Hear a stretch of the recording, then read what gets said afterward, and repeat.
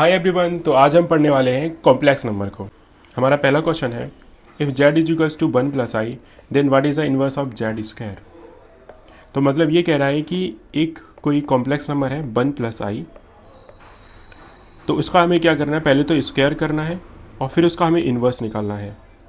देखिए, अगर कोई कॉम्प्लेक्स नंबर z है और उसका हमें इन्वर्स निकालना है तो हम उसके लिए क्या करते हैं, 1/z कर देते हैं और दोनों तरफ ऊपर नीचे डिनोमिनेटर और नोमिनेटर में क्या करते हैं, z कंजुगेट से मल्टीप्लाई कर देते हैं।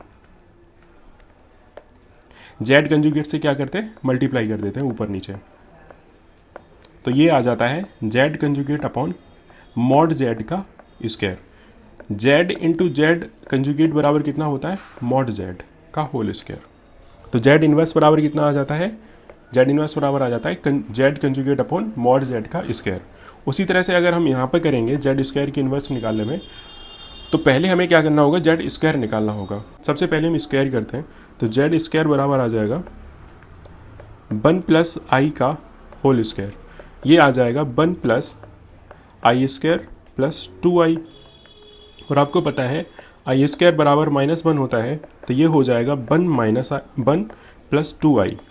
1 से 1 कट जाएगा तो ये आ जाएगा 2i। तो z स्क्वायर बराबर कितना आया, 2i।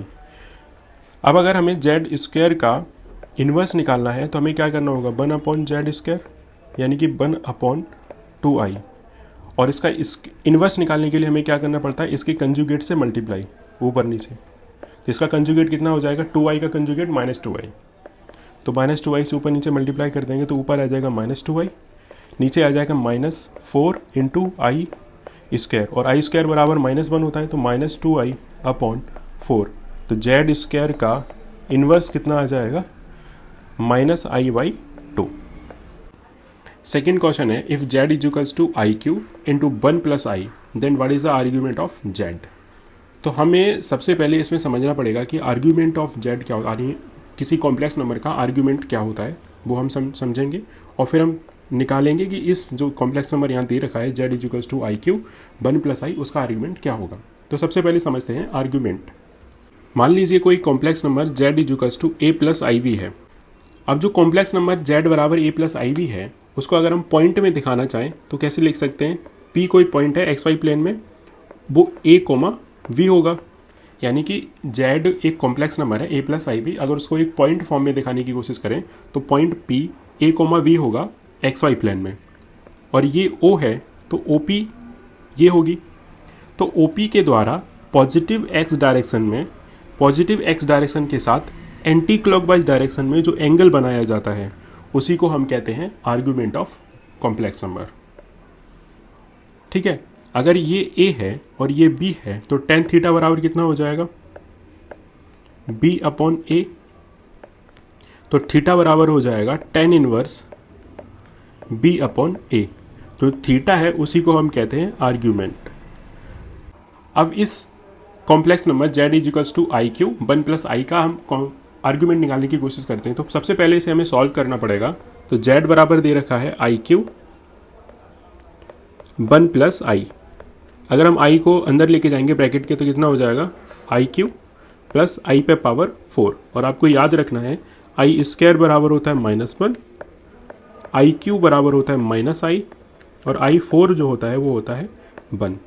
तो i4 की वैल्यू 1 माइनस आई क्यू की वैल्यू -i, तो ये हो जाएगा -i। अगर हम इस पॉइंट को xy प्लेन में दिखाने की कोशिश करें तो कहाँ आएगा, ये फोर्थ क्वाड्रेंट में आएगा, यहाँ पर 1, -1। तो ये P है तो OP ये हो जाएगा OP। तो OP के द्वारा x एक्सिस के साथ जो एंगल बनाया जाता है उसी को हम क्या कहते हैं, आर्ग्यूमेंट कहते हैं, लेकिन पॉजिटिव x डायरेक्शन से एंटी क्लॉकवाइज डायरेक्शन में। तो ये एंटी क्लॉकवाइज कुछ ऐसा होगा और क्लॉकवाइज ये होगा। ठीक है, तो थीटा बराबर पहले निकाल लेते हैं। थीटा बराबर कितना आ जाएगा, tan थीटा निकालते हैं। tan थीटा बराबर आएगा 1/1, यानी कि थीटा बराबर आ जाएगा π/4। अगर हम आर्ग्यूमेंट अगर क्लॉकवाइज डायरेक्शन में निकालेंगे तो वो आ जाएगा -π/4। अगर हम एंटी क्लॉकवाइज डायरेक्शन में निकालें तो आर्ग्यूमेंट थीटा बराबर आ जाएगा 2π - π/4। इसे सॉल्व करेंगे तो आएगा 7π/4। तो आर्ग्यूमेंट ऑफ z बराबर कितना हो गया, या तो कह दो -π/4 हो जाएगा, ये क्लॉकवाइज डायरेक्शन में होगा इसीलिए इसका निगेटिव आ रहा है, क्योंकि यहाँ से आप देख सकते हैं ये निगेटिव डायरेक्शन में यानी क्लॉकवाइज डायरेक्शन में है, और एंटी क्लॉकवाइज डायरेक्शन में जब हम निकालने की कोशिश करेंगे तो ये होगा, और ये कितना हो जाएगा 7π/4। देखिए अगला क्वेश्चन कह रहा है कि प्रूव करिए कि Z inverse Z conjugate upon mod Z का होल स्क्वायर। तो हमें क्या करना है, कुछ नहीं करना है, इसमें हम LHS अगर RHS प्रूव कर देते हैं तो हमारा काम हो जाएगा। तो चलिए शुरू करते हैं। देखिए सबसे पहले मैं मान लेता हूँ Z बराबर A + IB कोई कॉम्प्लेक्स नंबर है, तो Z कंजुगेट कितना हो जाएगा A - IB, और अगर हम Z का मॉड निकालें तो कितना हो जाएगा √A² + B²। ठीक है, Z इनवर्स बराबर कितना दे रखा है, Z conjugate upon mod Z का होल स्क्वायर। तो LHS क्या है, LHS बराबर है Z इनवर्स, इसको हम लिख सकते हैं 1/Z। तो 1/Z बराबर क्या है A + IB। अगर मैं इसको A - IB से ऊपर नीचे मल्टीप्लाई कर दूं तो ये आ जाएगा A - IB अपॉन, ये फॉर्मूला बन रहा है A + B और A - B, तो ये हो जाएगा A² + B²। ऊपर देखो तो ऊपर कितना आया A - IB upon A² + B²। ऊपर वाला ध्यान से देखें तो कॉम्प्लेक्स नंबर क्या है, Z कंजुगेट ही है, और नीचे देखें तो ये मॉड Z का होल स्क्वायर लिखा हुआ है, तो ये प्रूव हो जाता है। तो ये किसके बराबर है, RHS के, तो ये प्रूव हो जाता है।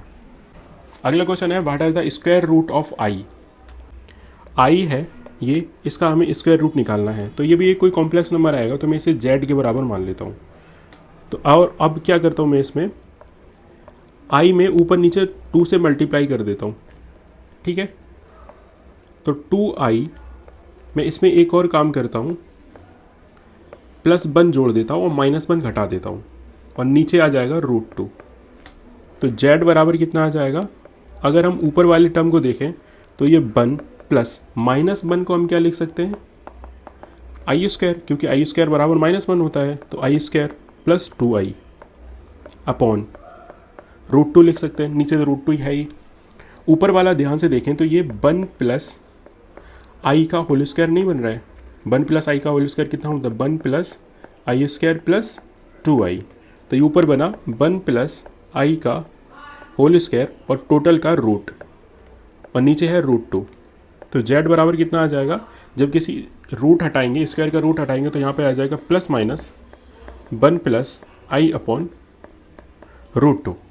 तो ये Z बराबर कितना आ जाएगा +- 1 + I अपॉन √2। तो याद रखना है आपको कि I का जो स्क्वायर रूट होता है वो कितना होता है 1 + I अपॉन √2। उसी तरह से अगर मुझे निकालना हो -I का रूट, तो क्या हो जाएगा, वो हो जाता है +- 1 - I अपॉन √2। ठीक है, अगला क्वेश्चन है इसकी वैल्यू कितनी होगी। देखिए हमने क्यूब रूट ऑफ यूनिटी पढ़ा हुआ है, वो क्या होता है 1 ओमेगा और ω²। ओमेगा बराबर होता है -1 + I√3/2, और ω² बराबर होता है -1 - I√3/2। हमने एक और चीज़ पढ़ी हुई है, वो होती है ω³ बराबर 1, और दूसरा होता है 1 + ω² बराबर 0। अब इन्हीं सब चीज़ों को अप्लाई करेंगे तो क्या आता है, अब ध्यान से देखिए कि ये वाला टर्म जो है वो ओमेगा है, और ये वाला जो टर्म है वो ω² है, तो इसको रख देते हैं। तो ये आ जाएगा ओमेगा पे पावर 10 प्लस ω² पे पावर 10, जो कि हो जाएगा ओमेगा पे पावर 10 प्लस ओमेगा पे पावर 20। ओमेगा 10 को हम कैसे लिख सकते हैं, क्योंकि हमें पता है ω³ बराबर 1 है, तो इसको ω³ में तोड़ने की कोशिश करते हैं।